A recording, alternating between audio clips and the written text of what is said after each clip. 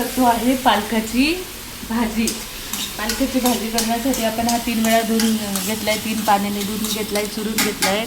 आणि याच्या फोडणीसाठी आपण जिरं मोहरी टाकून कांदा टमाटा आपण परतवतोय.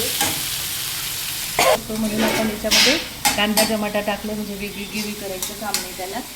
आणि आता याचं कांदा टमाटा झाला का आपण याच्यामध्ये जाड मिरची टाकणार म्हणजे ही कलर पण नाही येत आणि तिखट पण लागते. मिरची टाकली आहे, हळद टाकली आहे आधीच.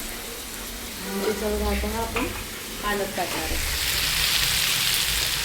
आणि पालक टाकला का याला शिजू द्यायचं थोडा, म्हणजे यातला कच्चापणा निघून जातो, जो कच्चापणा असतो त्याच्यामध्ये तो.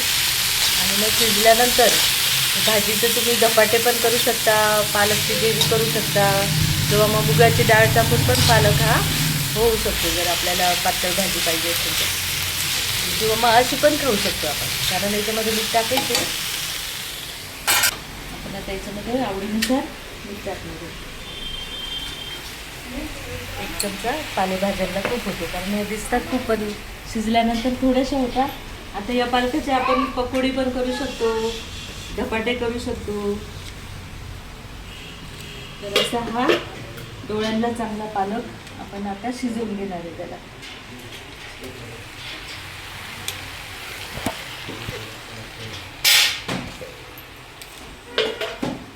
अशी आहे आपल्या पालकाच्या भाजीची रेसिपी.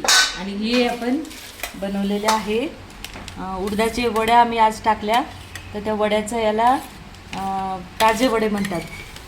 तर हे पाण्याला फोडणी द्यायची आणि त्या पाण्याला उकळी आली का हे वडे त्याच्यामध्ये तोडून टाकायचे. हे खूप छान लागतात. आणि ही ठेवलेली आहे उडदाच्या वड्याची चटणी म्हणून पोळी भाकरीसोबत हे पण आपण खाऊ शकतो. आणि हा भिजवलेली आहे इथे कणिक, याच्या आपल्याला आता करायच्या आहेत पोळ्या. हा मठ्ठा तयार आहे आपला. आणि इकडे दही लावलेलं आहे, दही ताजं तयार आहे.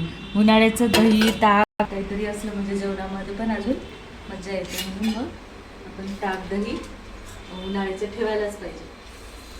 ओके.